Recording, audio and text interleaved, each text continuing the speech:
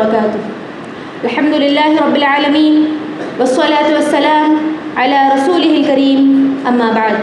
محترم صدر صاحب اور عزیز سامعات، آج اس محفل میں میری تقریر کا عنوان ہے علم کا اولین تقاضا عمل. معزز سامعات، دین علم سراپا نور و ہدایت ہے. دین علم روح کی غذا ہے. اسی علم کی وجہ سے آج انسان میں انسانیت باقی ہے. یہی علم وہ لباس ہے جو کبھی پرانا نہیں ہوتا. یہی علم وہ خزانہ ہے جو کبھی گھٹتا نہیں. کسی نے کیا ہی خوب کہا ہے، علم وہ خزانہ کہ کبھی لٹنے نہ پائے. ہے علم وہ خزانہ کہ کبھی لٹنے نہ پائے. جتنا لٹانا چاہو اتنا ہی بڑھتا جائے. دین علم ایمان کا رہنما اور دنیا و آخرت کی سعادت کا دروازہ ہے، اور یہی علم اللہ کو جاننے کے لیے بے حد ضروری ہے. اسی کی بنیاد پر اللہ تعالیٰ نے جبرائیل کو وحی دے کر بھیجی تو آپ صلی اللہ علیہ وسلم کے پاس لے آئے اور کہنے لگے اقرأ بسم ربک الذی خلق، پڑھیے اپنے رب کے نام سے جس نے تمہیں پیدا کیا.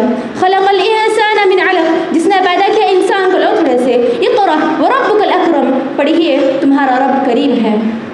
اس آیت سے ہمیں دین علم کی حقیقت معلوم ہوتی ہے کہ یہی اسلام کی اصل بنیاد ہے، کیونکہ اللہ تعالیٰ نے وحی کا آغاز، نبوت کا آغاز ہی اقرا سے کیا. اور اسلام جہاں دین علم کی حقیقت کو بیان کرتا ہے وہیں اس کے تقاضوں کو بھی بیان کرتا ہے. میری بہنوں، علم کا سب سے پہلا تقاضا عمل ہے. منزل مقصود صرف علم حاصل کرنا نہیں بلکہ اصل مقصد ہی عمل کرنا ہے. اللہ تعالیٰ ہم تمام کو یہ علم کیوں عطا کر رہا ہے؟ کیا اس لیے کہ ہم لوگوں کو فتاوے دیں، بڑی بڑی کمپنیوں میں جاب کریں؟ نہیں میری بہنوں، ہم تمام کو یہ علم صرف اور صرف عمل کے لیے عطا کر رہا ہے. اور یاد رکھو، اسلام کا یہ قانون ہے کہ انسان دین علم کے علاوہ جتنا بھی علم حاصل کر لے وہ ادھورا ہی رہتا ہے.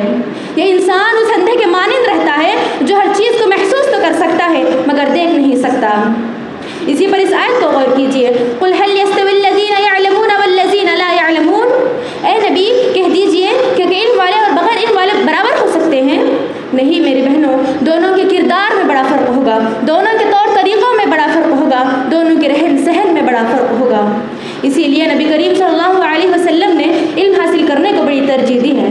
جیسے کہ نبی کا ارشاد ہے، طلب العلم فریضۃ علی کل مسلم، علم دین کا حاصل کرنا ہر مسلمان پر فرض ہے.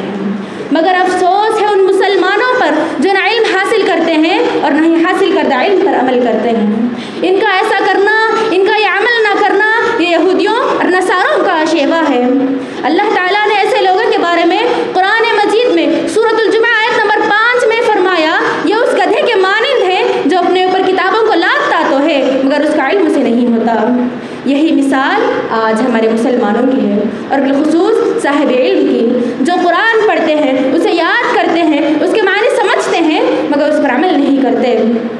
ایسے لوگوں کے لیے آخرت میں خسارہ ہی خسارہ ہوگا. اے گھٹا ٹوپ تاریخیوں میں ڈوبنے والوں، اگر یہ دین صرف قول کا نام ہوتا تو اس پر وجوہیت کی مہر نہ لگائی جاتی، طلب العلم فریضۃ علی کل مسلم نہ کہا جاتا اور علم والوں کے درجات کو بلند نہ کیا جاتا. اب جب کہ علم کا پہلا تقاضا عمل ہے تو ہی اس کا دوسرا تقاضا قول پر ثابت قدم رہنا، یعنی ہم لوگوں کو وہی کہنا جو کچھ ہم عمل کرتے ہیں. کیونکہ اللہ تعالیٰ نے قرآن مجید میں فرمایا، لما تقولون ما لا تفعلون، تم وہ کیوں کہتے ہو جو تم کرتے نہیں. اللہ تعالیٰ کے نزدیک یہ ناراضگی کا سبب ہے. قیامت کے دن ایک شخص کو جہنم میں ڈالا جائے گا تو اسے سارے جہنمی سوال کریں گے، اے انسان تجھے کیا ہوا ہے؟ تو دنیا میں بہت سی اچھائیوں کی طرف دعوت دیتا تھا.